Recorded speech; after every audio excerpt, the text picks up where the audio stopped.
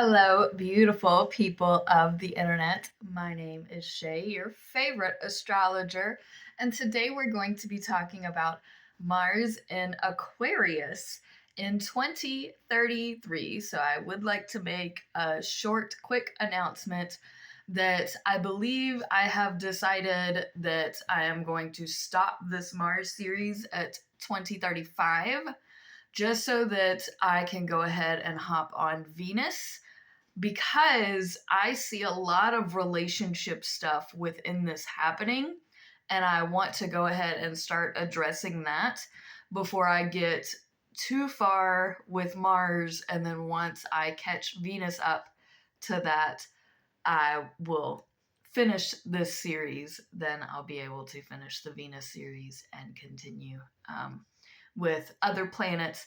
If there is a particular planet that you're interested in me doing a series like this on, please mention it in the comments. I'm going to go ahead and get started. Now, Mars enters Aquarius approximately October 18th, 2033.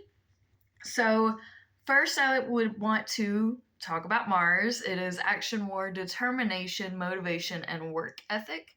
In Aquarius, it is random, quirky. You never know what you're going to get. It's mental. They are the water bearer. So they're holding on to all the other emotions of all the other signs in their head. So it's quite chaos up there, but it's like contained chaos. So our actions are going to be much more sporadic, a lot more creative, a lot more random. Other people may not understand the method to our madness, and that's okay. That's okay. Mars does enjoy being here because through the random chaos that this can bring, it can also bring new ideas. It can bring new ways of implementing certain and doing certain things. It's a new, different, completely out of the box. There is no box way of your actions and how we do things. Or at least that's what we're trying to do. Sometimes it is just we're acting crazy. It's also, Aquarius is also probably the friendliest sign of the zodiac. They have the world is their social group, basically. So one of the first alignments that comes up here is a trine to Chiron in Gemini. This is retrograde at 0 degrees. 0 degrees is the most difficult degree to be at because not only are you not even starting it, because you're not a 1, you're a 0. So you're not starting anything. It's basically a big nothing burger. There is nothing here. You don't know what you're doing. You don't know where you just came from. You don't have a direction. It just is 0, is nada. And with Chiron, now Chiron is the wounded healer. I've spoken about this in other videos. In Gemini, it is of duality of the mind. So you're at 0 degrees, you do not know how to heal your mind. You're scatterbrained. And now this is a trine, which is positive. So, of any type of alignment, I suppose this would be where you would want your crazy random actions and your mind, which is scattered. It's ultimately supposed to be a good thing. So take that for what you will. I'm going to move on now to the inconjunct to Uranus retrograde in Cancer at approximately 5 degrees 58 to 59 minutes. Very specific here because it is a very, very quick inconjunct. This is not as intense as it certainly could be. And this is at 5 degrees, so at least we're past that. But 5 is a on the fence number in numerology and tarot, stuff like that. So an inconjunct is an irritating aspect. Uranus is creativity, spontaneity, and electricity. In Cancer, it is family, emotions, especially the mother. So This inconjunct is you may be sporadically having like a tit for tat argument that's electrifying emotionally with your mom. And at 5 degrees, you're on the fence because, of course, you don't want to hurt your mother's feelings. And because you are the water bearer. Mars in Aquarius is actively trying to bear the emotions. So it's not that they are intentionally trying to hurt your feelings. No, no, no. They are trying to be diplomatic about, and diplomatic's the wrong word because Aquarius is not necessarily diplomatic. That's a Libra word, but they're trying to be mindful of your emotions. And so Cancer people, don't make it more difficult for people to try and like if you have something to say, obviously try and say it with tact. Not that we have Scorpio anywhere near here, but Scorpio is an original ruler of Mars, so that may be why I'm even bringing it up. But just be careful what you say, how you say it, and the emotional place that the person is in when you go to communicate with them. Or you can avoid communicating altogether and just hold that conversation off if you so desire. Now we have a conjunction to Pluto at 14 degrees. This is approximately November 8th, 2033. A conjunction is a positive thing because same place, same time, same people, same things. It is a positive alignment, or at least in my opinion. Now, conjunctions can be negative because if you are incorrect, then you are doubling down on being incorrect. So that is the drawback. If you are on the same page with being wrong, then, you're double wrong. But I try to view things positively, so that's what we're going to do here. Now, Pluto in Aquarius has been transforming society, and with Mars here, this is more action with our friends, especially. So, these social groups that you have, the people that are in your life, this is a great time to, again, brainstorm and come up with progressive ideas for your community and act on them. Especially, this is, again, Mars's action. This is what we're working towards. So this is a great time to implement those new societal things that have developed.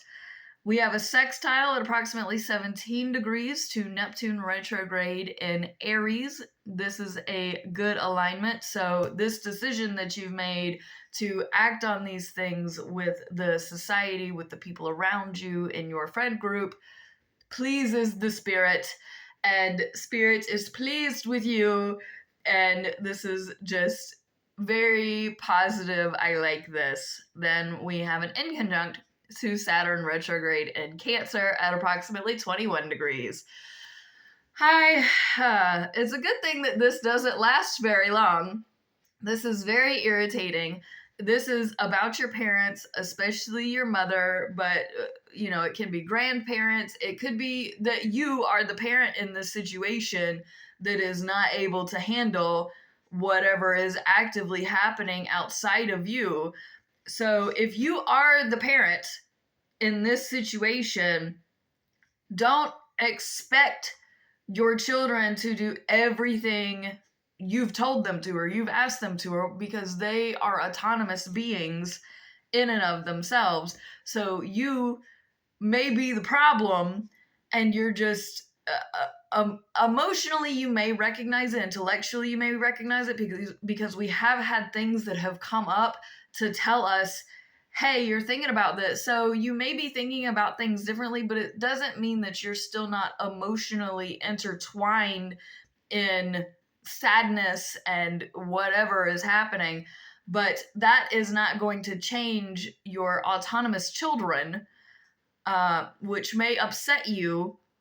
So this is a fragile alignment with parents, especially grandparents, whatever parental figures you have in your life at this time. We have, separate from Mars, Chiron in Taurus square Jupiter in Aquarius at approximately 28 degrees around November 19th, 2033.